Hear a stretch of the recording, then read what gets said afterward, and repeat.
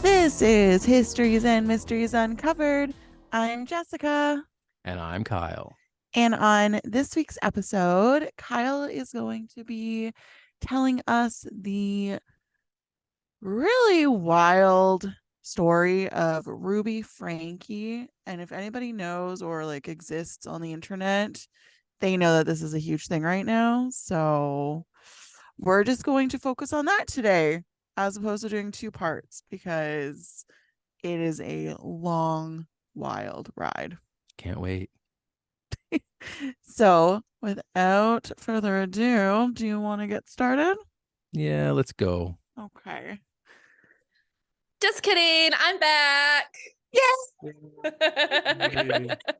And the Ruby Franke story is my story that I'm going to be telling you guys now that I'm back.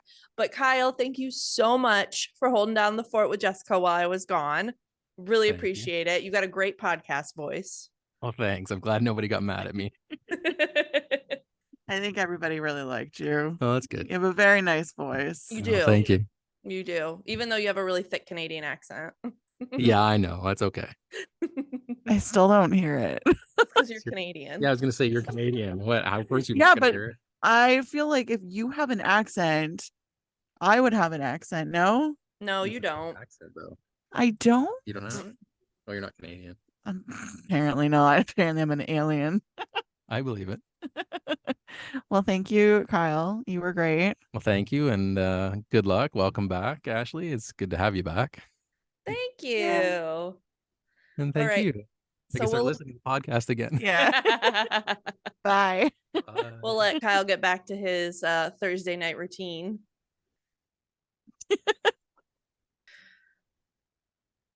So, as many of you may know from following our Instagram, I had a little whoopsie. It wasn't really a whoopsie. So, I have diverticulitis, and I ended up having a perforation and had to go in for some emergency surgery. And they removed my part of my colon and have a nice old colostomy bag until probably mid-December when they'll reverse it. So that's what I've been doing. Yeah. And all I've been doing is just crying. You're so sweet. Yeah, I didn't realize like how dangerous it was until my friend's mom, who was a nurse, said something about like I was lucky to basically be alive. And I was like, what? What? Yeah, she thought I was just being dramatic. Well, you are dramatic. But it's out of love. Yeah, so and I was supposed to go surprise Jessica for her 30th birthday. I had my plane tickets bought and everything. Kyle reached out to me, her husband, and we were going to surprise her. And then that was the weekend right after my surgery, I think. Yeah. So I wasn't able to do that. Yeah, it was really sad. I was very excited.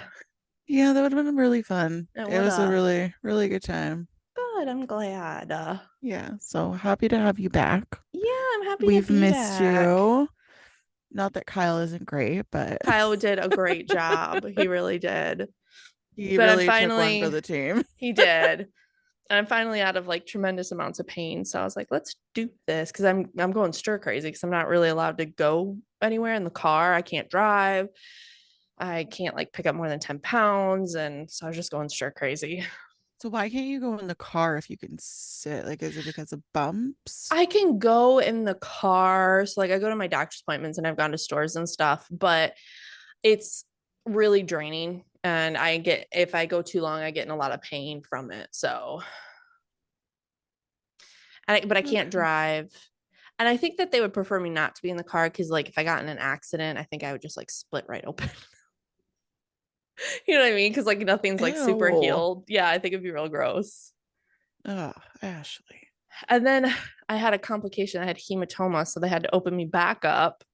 So I've been open twice, but I just got my staples out today. Yay. So now I have a good Frankenstein scar. Yeah, she put me through 2 traumas. It was a lot. It was a lot the first couple weeks there. Especially because the second time she went in for the hematoma, I got a message from her husband. It was so quick because so I started bleeding a lot from my stitches. And so I called the surgeon and they got me in right away. And she looked at it and she stuck like Q-tips in there. And she's like, I don't know why you're bleeding so much. She's like, I need to open you back up and find out. So she's like, let's go. So we went across the street where the hospital is from her office, and I went under within like the hour.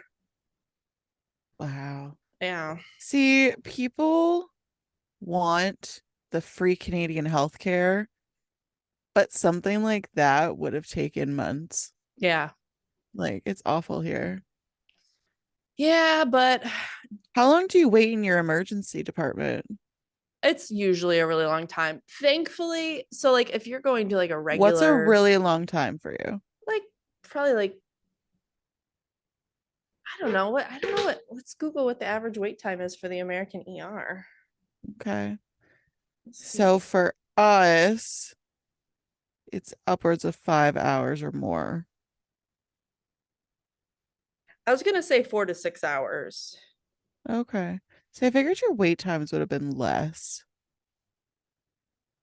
And I think it depends, where you're at. So like for me, when I lived in Charleston, South Carolina, the wait time was significantly longer. It was like um, you know, 3, 4, 5 hours. But here it's like I think the most I've waited is like an hour or two because I live in like a pretty remote area. That's nice. Yeah. So like when I had my first pain that started everything that I got my surgery from, I didn't actually even have to wait because I was in so much pain. My dad drove me up to the front entrance and they wheeled out a wheelchair and wheeled me in. So Oh, jeez. there was no waiting there. That's good. Yeah. But yeah, so we're on the mend now. I have a great surgeon. I've had great nurses. I can't say enough about them. Um the night nurse was a little weird, but the rest of the nurses were great. Why was she so weird? She just was definitely a night nurse. Okay. Okay. Really, she didn't talk much. She kind of was like awkward. Like when the other nurses were talking to her, she would just like stare at them. It's It's awesome. yeah.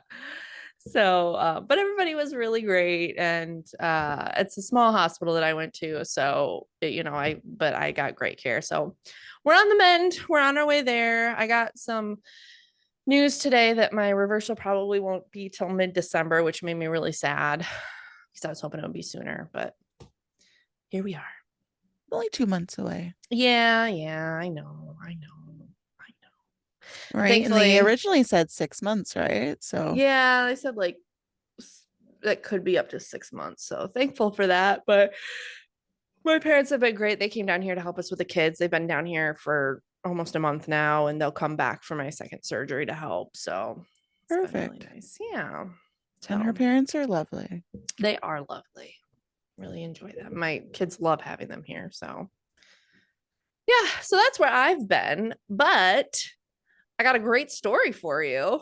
That she started on before she went under. I did. It was going to be my story the week I had surgery. So I went through it and it ended up being a pretty long story, which was surprising because there's not like a ton of information coming out about this. So Yeah. And it's weird because I was the one that recommended it to you because yeah, I had seen it everywhere and yeah. Ashley knew nothing about it. I hadn't heard anything about it. And it's funny though, because once I looked up um this story, I had seen one of her videos previously, one of her TikTok videos. I didn't realize who it was or anything like Oh, that, but I remember watching it and being like, that's kind of mean.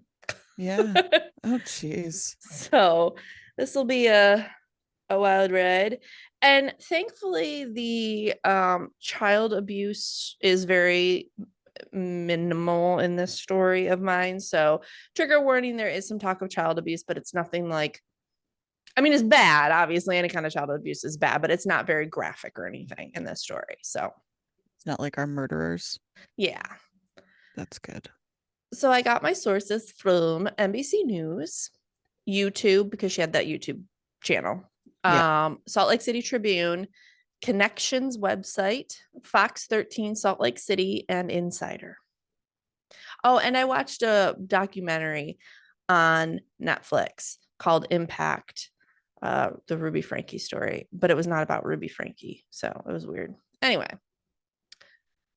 2015, a simpler time, a time pre-COVID and the start of the YouTube channel 8 Passengers. I was in high school. No, In 2015? no, just kidding. I started high school in 2007. I lied to you. Okay. I was going to say, I was like 6 years out of college. You were still in high school. What? That's so fun. I'm sorry. I think I was already living here. Just kidding. I was already married with my child. Just kidding. Pretty sure it was a year before I met my husband. Really like you. So 8 Passengers was a look into Ruby and Kevin Franke's life with their 6 children: Sherry, Chad, Abby, Julie, Russell, and Eve. And they were all about 2 years apart from each other. So in 2015, their ages went 17, 15, 13, 11, 8, and 6. So all about 2 years apart. At the height of this channel, they had 2.5 million subscribers. That's a lot of people. That's a ton of people. Holy crap. Yeah. And their whole platform was how they lived and raised their kids as homeschooling Mormons in Utah. And at first, it looked like they were just really strict parents who tried to use natural consequences to discipline their children. People just thought, okay, well, they're using authoritarian or authoritative, I always mix up those two, parenting. They're pretty strict, but nothing horrible. One of the very first videos, that started the conversation of abuse was one that involved their teenage son, Chad. According to the family, they had been having a lot of trouble with Chad. He was suspended from school and even attended the Anasazi Foundation Wilderness Therapy Program, which says, oh, yeah, I heard about this. Yeah. It says it provides, quote, intervention services for troubled teens. And it's 10 weeks long. We all have not heard good things about this. However, this one is one of the few outdoor wilderness programs that is accredited by the Outdoor Behavioral Healthcare Research Center, the third party monitoring specific wilderness therapy. And it's considered a gold standard for these types of programs. It was created by a BYU professor. So BYU is Brigham Young University, and it's mostly a Mormon university. I was going to say Brigham Young is Mormon. Yeah. I don't think you necessarily have to be Mormon to go there, but I think like the majority of them are Mormon. Yeah. And so he started this movement of this wilderness therapy, and this program was started by one of his students. From what I've read, it didn't seem to be as abusive or horrible as other wilderness programs. It said that their website says that it gives young people an opportunity through a primitive living experience and a philosophy that invites healing at the hands of nature to effect a change of heart, a change in one's whole way of thinking and walking in the world. It is licensed and nationally accredited. Outdoor behavioral healthcare programs are non-punitive. Its caring and patient staff is focused not on bad behaviors, but on helping young people discover and nurture the seeds of greatness which lie within. The program... Yeah. I call bullshit. Because you can make it sound good on paper. Yeah. But what goes on behind the scenes in all actuality? Yeah, and a lot of these programs are really horrible. Horrible. Like they're kind of like the what are they called? It's kind of the I don't even know how to like shit. wilderness jail. No, conversion therapy. Oh, yeah. Jeepers Murphy. Oh, okay. I'll be okay. Yeah, Just so kind of seems like something like that, you know? Yeah. They're not good, but from what the people have said, there wasn't abuse going on at this. Now, this is only a couple people that have spoken up since. Who knows if this is like a real look into it? The program does use words like making an ask or growing a seed of greatness. And they use a lot of variations on local indigenous belief systems. Like I said, the couple of people who have gone through this said that it isn't abusive like other programs tend to be, but one of the biggest factors for success is how the teenager gets there. If they're open to going, it's obviously going to be better than if they're forced to go or, snatched up by two strange men in the middle of the night, which has really happened to some people to go to these wilderness programs. One kid, Nathan, said that his mom tricked him into going. And while he was there, he was with kids who were detoxing from some pretty hardcore drugs. And they are allowed a hunting knife. And he said that they were always threatening to use it. So he kind of had to set himself up as a leader to stay safe. It's insane. But he said with Anasazi, I lucked out because they weren't abusive. I don't know if Anasazi would have made a difference or not, but I do feel like I learned that I am one hell of a manipulator if I want to be. And if I want to run a gang, I probably could. That's what I learned. And that's scary to me. I'm not meant to have that kind of power, is what one person said from going there. So he kind of learned how to manipulate and be a leader, kind of like a gang leader within these group of boys who were constantly trying to shiv each other. That's wild. Imagine being in that position. Yeah. Holy crap. Yeah. So anyway, back to the story. Chad had reportedly been playing pranks on his little brother, Russell, whom he shared a room with. He shared a room with him because apparently his room they were renovating at the time, so they put him in with Russell for the time being. But the pranks he was playing on this poor kid, he had his younger brother pack a bag. He said they were going to Disney World. So this little brother packs a bag to go to Disney World and they're not actually going. He also apparently hung him from their basketball hoop. So a therapist said that they need to separate Chad and Russell. Like Chad needs his own space.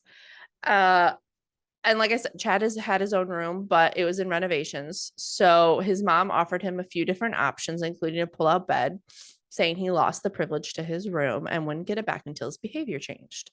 But Chad chose a beanbag chair, saying that it was the most comfortable.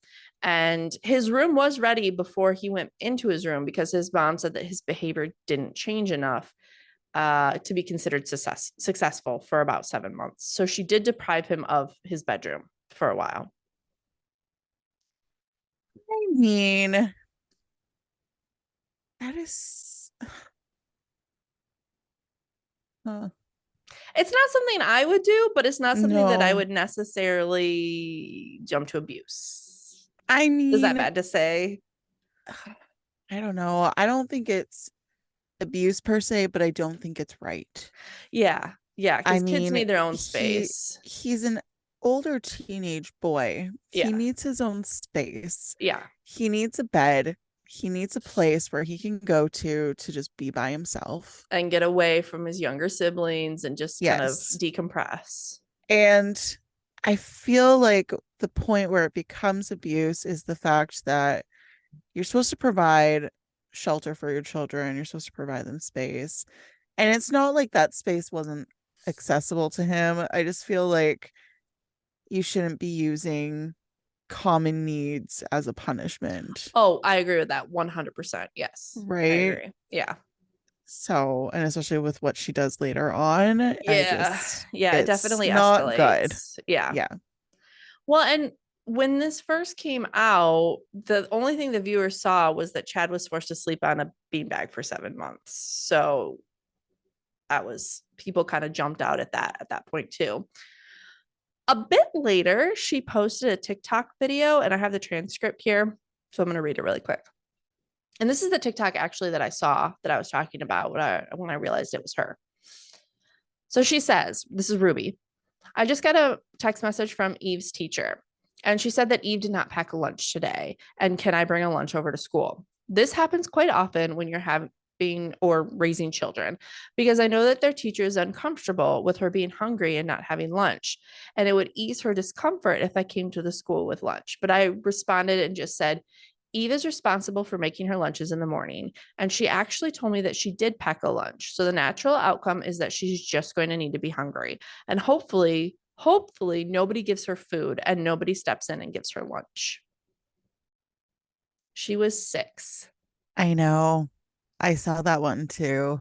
Yeah, What are the thoughts? that's bad. I don't like that. That's bad. Yeah, especially when your child's 6. Yeah, they need a lunch because they need to be able to have fuel to learn and get through the day. And this isn't the only time that she deprived her children of meals as a punishment. Well, and that's the problem, right? Because Yeah. that's where it gets to that point. Like, you can't remove your basic needs from your children. Yeah, 100%. Yeah. And I don't know if you talk about this one, but I think it was with Eve as well.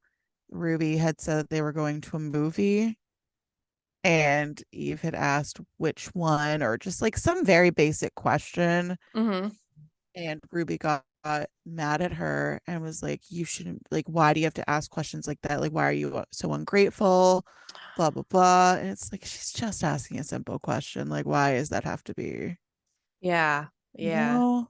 And then I it's like, saw, oh, you don't want to go then, I guess, if you're going to ask something like that. And she made her apologize for, asking that question, upsetting her mom.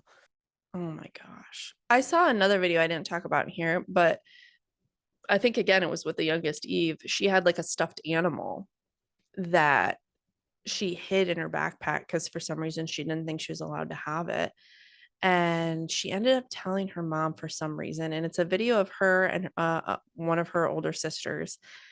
And she's just crying. She's crying and she's like, I have this stuffed I animal. saw And that too. yeah. And her mom's like, oh, did you Awful. think I would be mad at you for that? Like, I'm not mad at you for that. That's okay. You can have a stuffed animal. But it just shows the fear that they Oh, yeah. have, you You can know? see the fear in their eyes in a lot Yeah. of their videos. Yeah. So in 2020, a bunch of viewers got together and started a change.org petition to get police to check on the kids. They only got 243 signatures, but apparently records show that police had gone to their home multiple times since 2019 and had multiple welfare checks in 2022. But police were unable to speak to the children at one of the welfare checks in 2022 and filed a request to get a warrant to enter the home, but a judge wouldn't sign it. So that's just kind of where those welfare checks ended.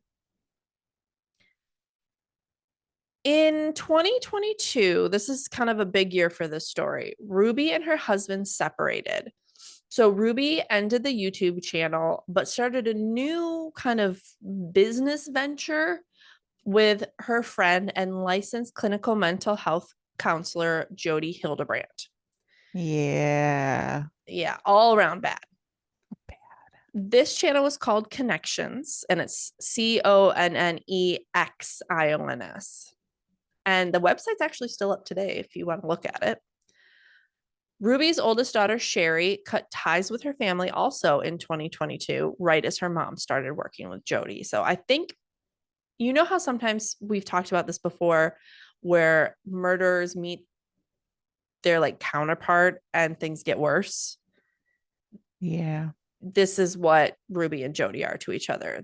They let fuel to the fire of each other's things. That's horrible. It's kind of like Kyle's first story when he was Yeah.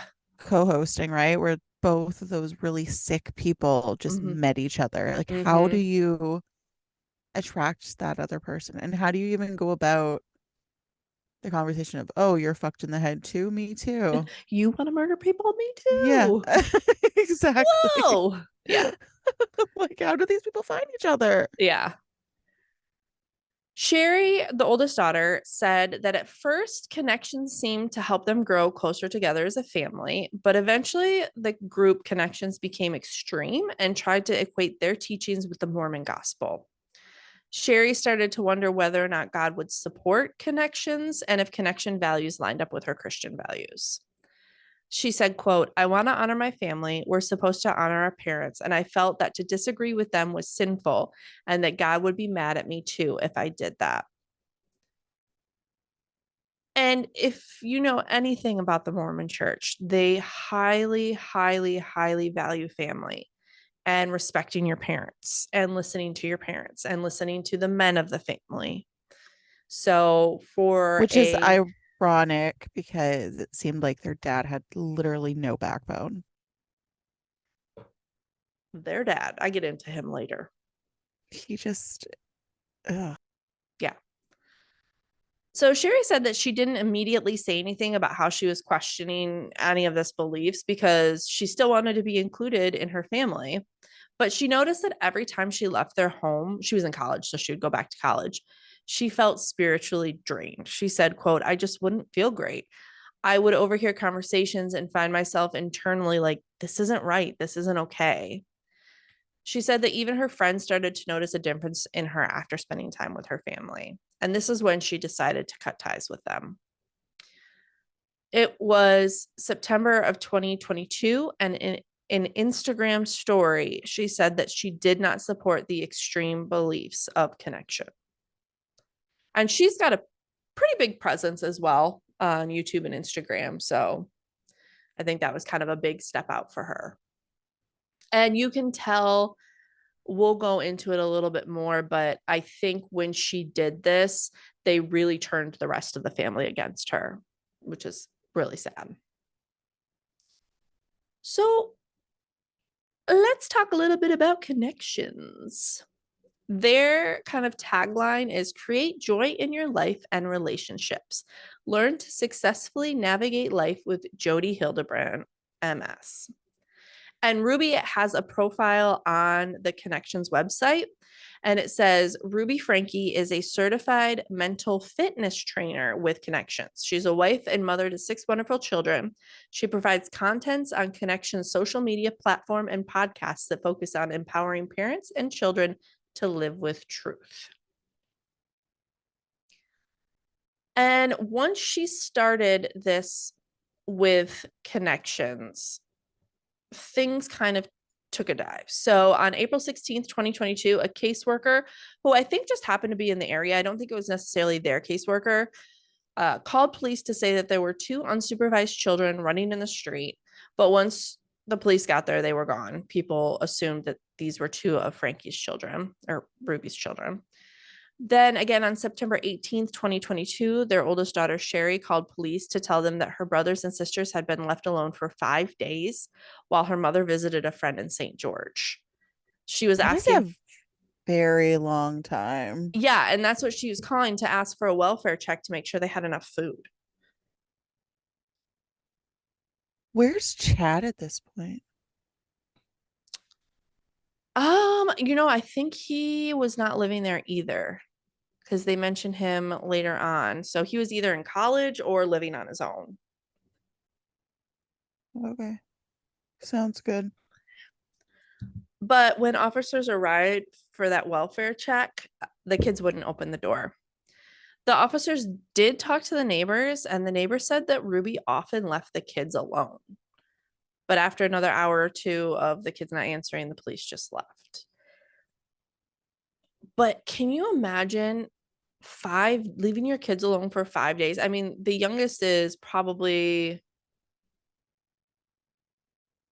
13. Thought she was 5. Well, she's 6 when they started the show in Oh, 2015. I believe, or maybe I have that wrong. Let me double check. Because now I'm questioning if they're 6 now.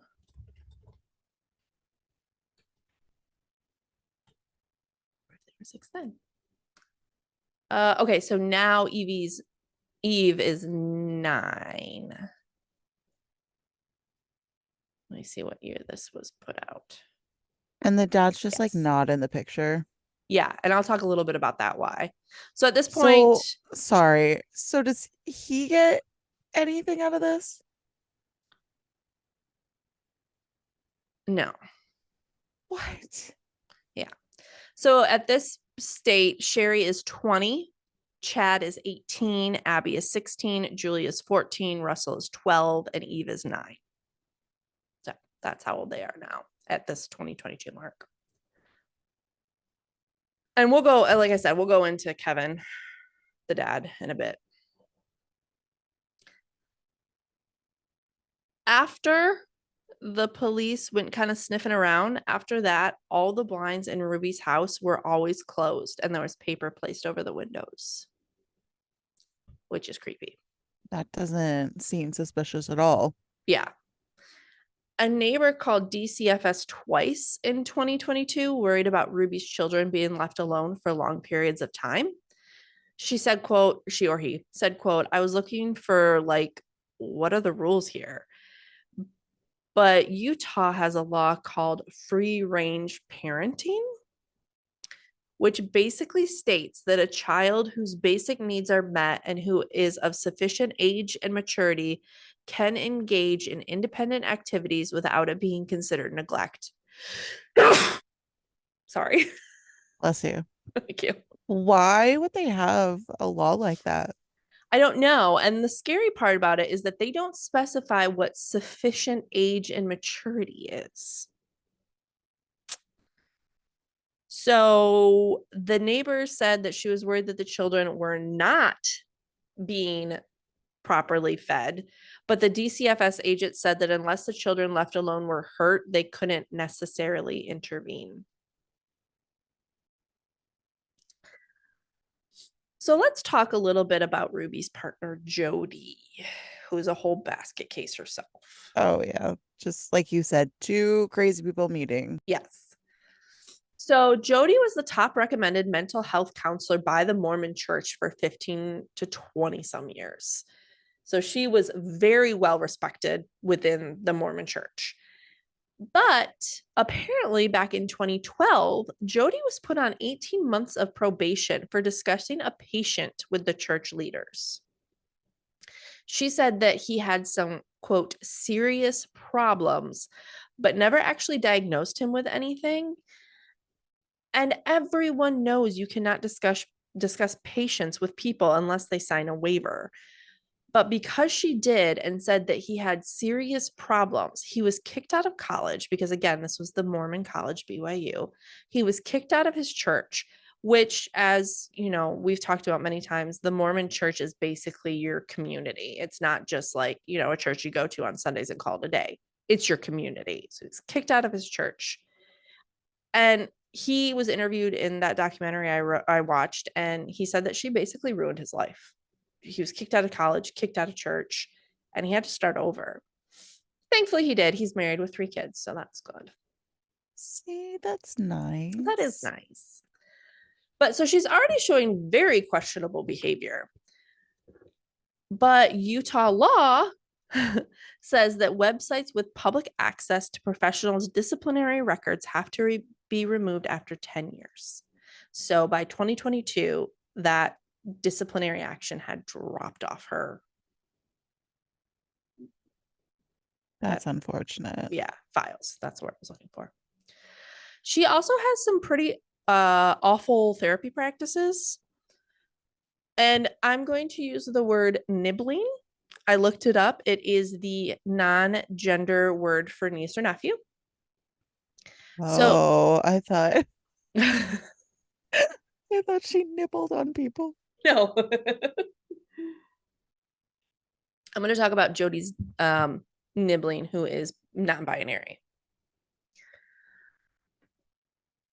Jessie is their name, and Jessie is very female presenting. So if I say she, I apologize. I'm really trying to say they. So Jessie told their story in the documentary. Jody's nibbling Jessie, who uses they them pronouns, said that they grew up in a strict Mormon family. They had a pretty happy young life. And then at about 15 or 16, they started to question authority, which what teenager doesn't at that age? They said it wasn't coming from a place of not believing in the church. It was just a curiosity and trying to make things make sense in their head. They started to rebel, fighting with their parents and sneaking out. They said that one day they all went to a family gathering and apparently they fell asleep or something. And Jessie said they woke up to a knock on the door, and it was Jody and their grandma and grandpa and said that their family had left and they weren't going with them and that their life was going to change. What? Yeah. So Jesse's family basically left them with Jody, just like left. Jesse said at first they were open to getting help because they were questioning all these things. But Jody took it too far. They said that Jody first stripped them of their identity. Jody made them cut their hair. They weren't allowed to wear makeup or wear clothes or even go to school. They said then it got really abusive. Jody made them sleep out in the snow. Jesse said that Jody duct taped them. They weren't allowed to speak to anyone and always had an external reminder that they were a liar. That? How is that even allowed? It gets worse. Ugh. Jody was convinced that Jesse had had abortions. They weren't even allowed to use tampons because Jody thought that they were masturbating with them. In March of, yeah, isn't How that do you do awful? that? How? You can't do that. That's not a thing. No, that's not a thing. No, How, like, what kind of crack are you on? right? In March of 2010, Jesse made an escape. He went to the police station and filed a report on Jody. They sent Jesse to a teen home, but after one day they were back with Jody. And I'm unsure if that was them being like, this teen home is awful, I'm gonna go try my chances with Jody, or if that was Jody tried to find that, but there wasn't anywhere. But they did say that then the abuse got worse. About a year later, Jody went to work and Jesse grabbed a jacket and started running, and they made it out. Good for you, Jesse. Yeah. Jesse Thank believes, goodness. yeah. And in the documentary, they seem to be doing well. They are really into music. They write and sing their own music. They've got a beautiful voice and they have their own apartment. So it seems like they're doing relatively well. Jesse said that they believe that while it was Ruby's kids, all of the modalities and parental ideas came from Jody. Apparently, Jody was also Ruby and Kevin's couple counselor, and Kevin believes that Jody tore their family apart. So Jody's not getting great stars as a therapist here. Honestly, I find that from semi-personal, distantly personal experience, that you should not use a therapist from your church. Yeah. It never ends well because even though they're supposed to be impartial, they know who you are. They're not going to remain impartial for very long. They're human, right? Like, yeah. So this all brings us to August of 2023, when one of Ruby's children escaped from Jody's home. They were at Jody's home at this point and ran to a neighbor. And here's the 911 call. 911, the address of your emergency and the phone number from you're calling from. Tell me exactly what's happened. Caller, I just had a 12-year-old boy show up here at my front door asking for help. And he said he had just come from a neighbor's house. And we know there's been problems at this neighbor's house. He's emaciated. He's got tape around his legs. He's hungry and he's thirsty. 911. Okay, is your door locked? Caller, no, I'm sitting outside with him on the front patio. 911. Okay. Caller, they asked us to call the police. So he's very afraid. He's 12 years old. 911. And can you ask him his date of birth? Caller, can you tell me your birthday? 911. And are the neighbors out of their home, or is anybody looking for him that you can see? Caller, no, homes are far enough away. And then in the background, he's talking to Russell. He said, how did you get out of the house? He said he just left through the porch at the neighbor's house. Her name is Jody, and she lives 2 doors up the street. Yeah, out of the houses are far apart. So he walked just under a block to get to our house. He rang my doorbell and asked me to call the police. 911. Does he seem to be under the influence of drugs or alcohol? Caller, I don't think so, but he's very thirsty. 911. And do you need an ambulance? Caller, I don't think he needs an ambulance. I'll let the cops decide that, but his ankles are taped up and he won't tell us why. Okay. Caller, he has duct tape around each ankle. Yeah, there's sores around him. I think there's a good chance he's been Oh, and he has been around his I mean his wrists as well. Okay. Caller. The boy has been, I think he's been, and the caller starts crying. And he says, I think he's been detained. He's obviously covered in wounds. 911. Okay, let's get the paramedics headed over that way. Oh, that's a good idea too. 911. Has he told you where his mom and dad are? Caller, I haven't asked him. And then you can hear him asking if he knows where his mom is. I'm sure that doesn't matter, son. Do you know where your mom and dad are? And you can hear Russell say, well, actually, I don't know where my mom is, but I do know where my dad is. 911. He says he knows where his mom is, but he doesn't know where his dad is. That's correct. Is his mom home? Caller. He just says he doesn't live around here. Caller asks the child if his mom is around here or if he's seen her lately. Caller. He doesn't know where she is right now. 911. Does he know his mom's name? Caller. What's your mom's name? Ruby Franke? Ruby Franke is his mom's name. And then she asks how he spells it and if he lives in the area. 911. We don't want to stress him out too much. The officers will go over all of these questions with him anyway. I just want to stay on the phone with you until we get some help there, okay? Can you ask him if any other children were in the home that he came from? Caller asks if there's any other kids up at Jody's house, and you can hear him talking. 911. And they're still at this house, right? Are they tied up as well? Caller asks if other children are being held and do they have the wounds on them as well? Caller. So they're able to walk around the house and everything. He says everything's fine with them. He says what's happened to him is his fault. Oh, that gives me chills. 911, they're coming to you as quick as they can. Caller. He's fine. I got him sitting here and my wife, we got him water and given him something to eat because he's hungry and he's here in his stocking feet. He escaped. 911. Well, I'm glad that he was able to make it to where he could be safe. They should be pulling up. Let me know when they're with you. And then they're asking, if Jody is there now, and they say yes, she's in the home, so she might come looking for him soon. And the caller says, yeah, she's a bad lady. We didn't realize how bad. And then they just kind of wait, and then the officer comes. Honestly, you guys need to listen to that call Yeah.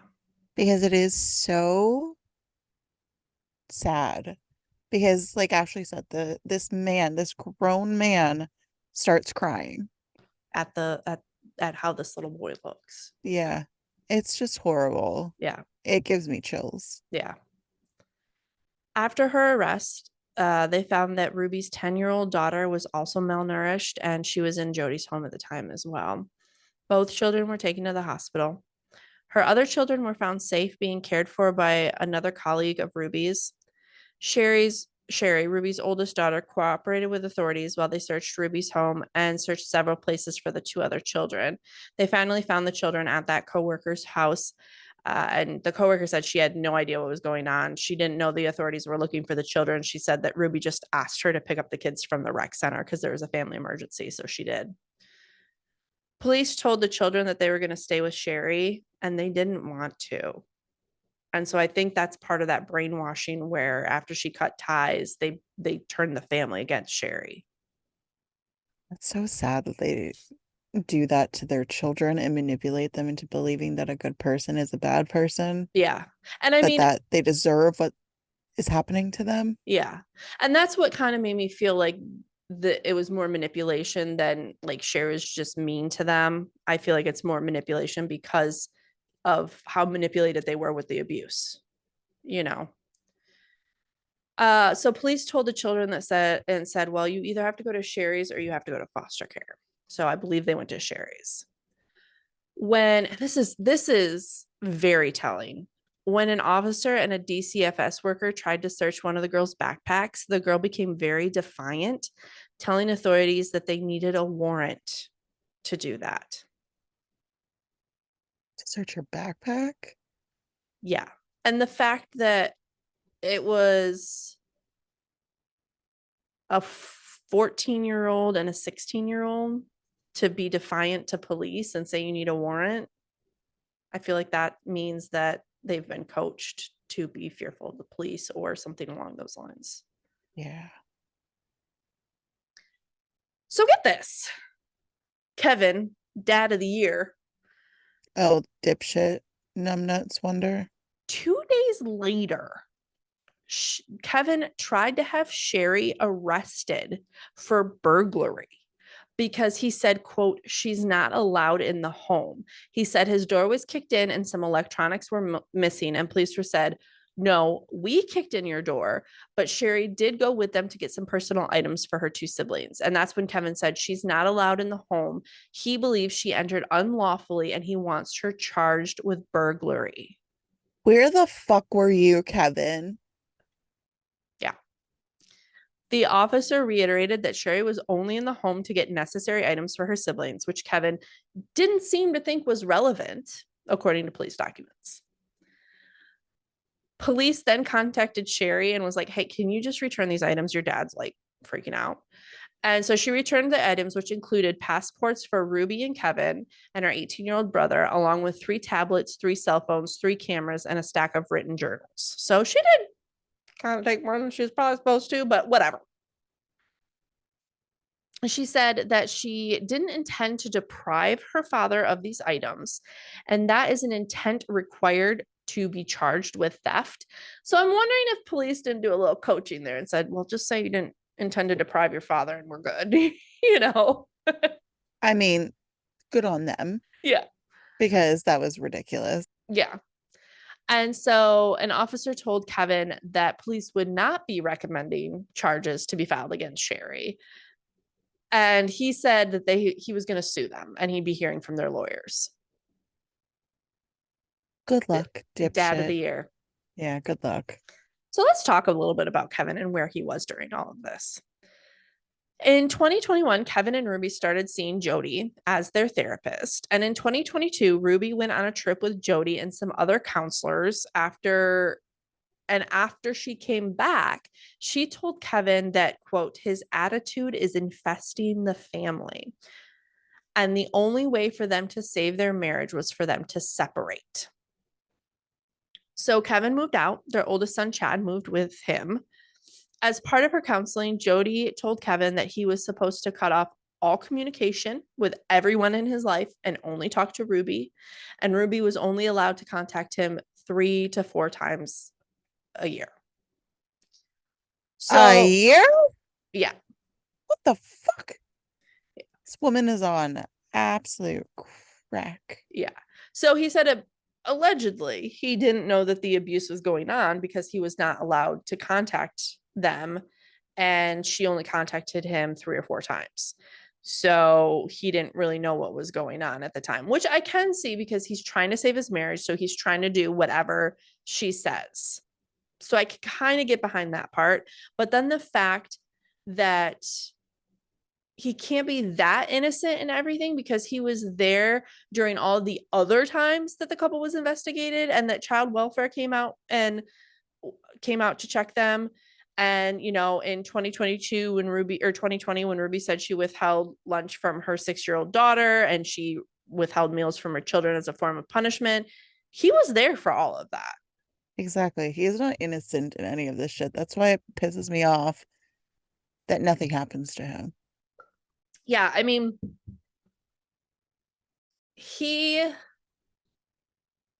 I don't think he knew how bad it had gotten. I will say that. I don't think he knew how bad it had gotten. But he had allowed this other stuff leading up to it to go on. And I don't want to say allowed because it's not like he, you know, rules Ruby, but he was there for it. He allowed it to happen to his children. He allowed the house to be run that way. You know, he allowed Ruby to kind of take control of the parenting of the children. He then tried to get his daughter arrested for burglary, you know, when she was just trying to help her siblings. So yeah, I don't like them. I don't either. I don't like either of them, honestly. No. So Ruby and Jody were accused of, quote, causing or permitting serious injury to Frankie's 2 children who were hospitalized. And they were accused in 3 different ways: through the combination of physical injuries or torture, through starvation or malnutrition that jeopardizes life, and by causing severe emotional harm. And with those 3 alleged forms of abuse for each of the 2 children, it amounts to 6 aggravated child abuse accounts that both Ruby and Jody face. Each count carries a sentence of 1 to 15 years in prison and a fine up to $10,000. That is amazing. Yeah. Following her mother's arrest, Sherry posted a picture of police officers to her Instagram with the caption, "Finally." And then she also posted on her Instagram that said, quote, "Today's been a big day. Me and my family are so glad justice is being served. We've been trying to tell people or trying to tell the police and CPS for years about this, and so glad they finally decided to step up." She also started to crowdsource videos that show scary behavior or things that her mom said. And she made a whole Google Doc that you can go to, and viewers of these videos can post things in there like, hey, this is a time she looked like she was abusing her kids, that I'm assuming they'll use in trial. Like, so some of them said, like, here's one, episode 75, parenting, emotional development in children. Description. It says, very disturbing statement of Jody about children feeling pain. Some of the things she says is, pain is meant to be a teacher. It's your ally. At 11:30 timestamp, she says, a kid eats a bunch of junk food and feels sick and needs to throw up. Or about the kid who isn't taken to the doctor, even if he has a very high fever, because pain is a part of life and it teaches us. Fever can literally kill you. Yeah. Then there's like another one that says, the 2 boys, Chad and Russell, play fighting like boys do. They were both laughing, and the mother decides to threaten a punishment of withholding food. And there's like, this list is long. They've got a whole bunch of things on here.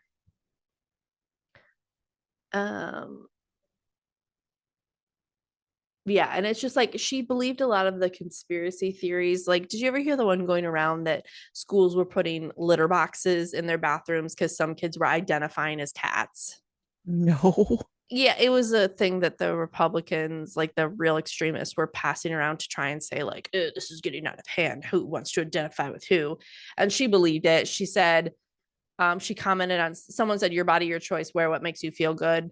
And she said, Bonnie, this response is exactly how we ended up with litter boxes in the bathroom stalls in the 7th grade locker rooms. Where is the truth? Who So, said that? Sherry or Ruby? Ruby. Oh, okay. And then there's another video someone posted where Ruby admits to neglecting Julie as a baby.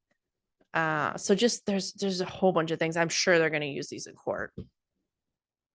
Well, and there's even videos of her from their YouTube channel where she's saying that, she gets really angry and the kids are only behaving a certain way because they know how angry she can get. And Ugh.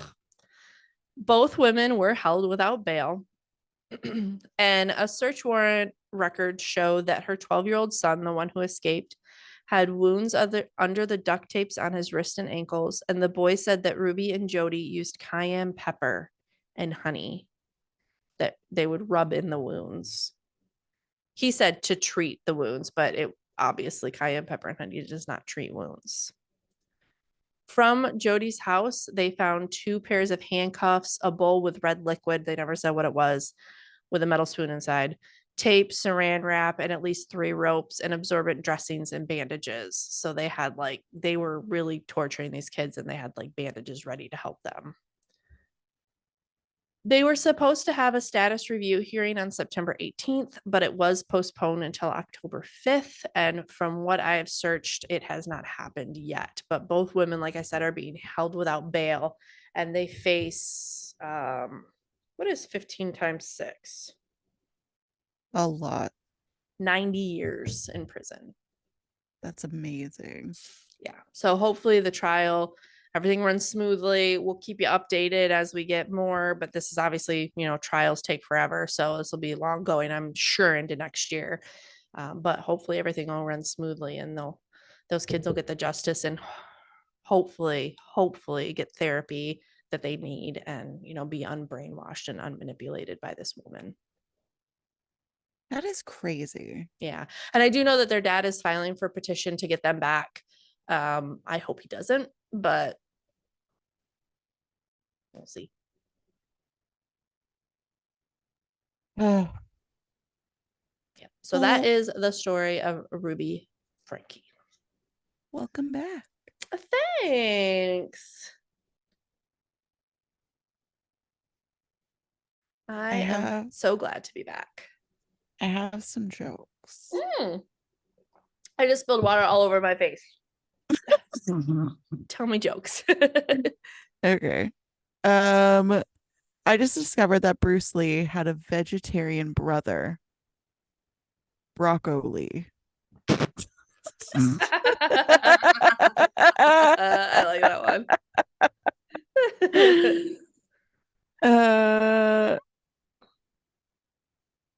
What did the sushi say to the bee? I don't know what. What's up, bee? Oh, like wasabi. Yeah. I like that one too. Okay. I told my wife I have a crush on Beyonce. She says, whatever floats your boat. I was confused because that's buoyancy. I was confused too. I was like, that's not a joke.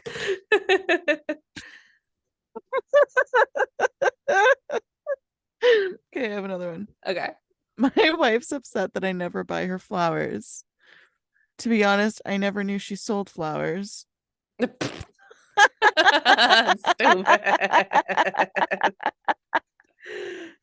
Oh, I like that. Loved them.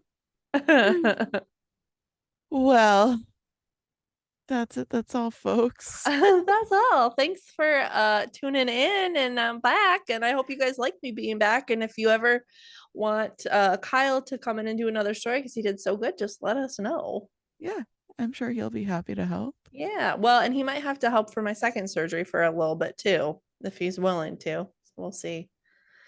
Okay. Thanks for tuning in, and we look forward to bringing you 2 new stories next week. Oh, we didn't plug any of our social media. No, you didn't.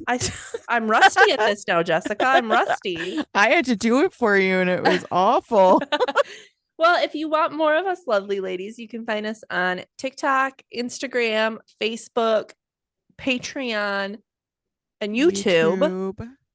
And you can also rate and review us on Spotify and Apple Podcasts.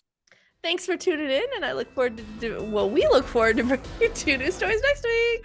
Bye.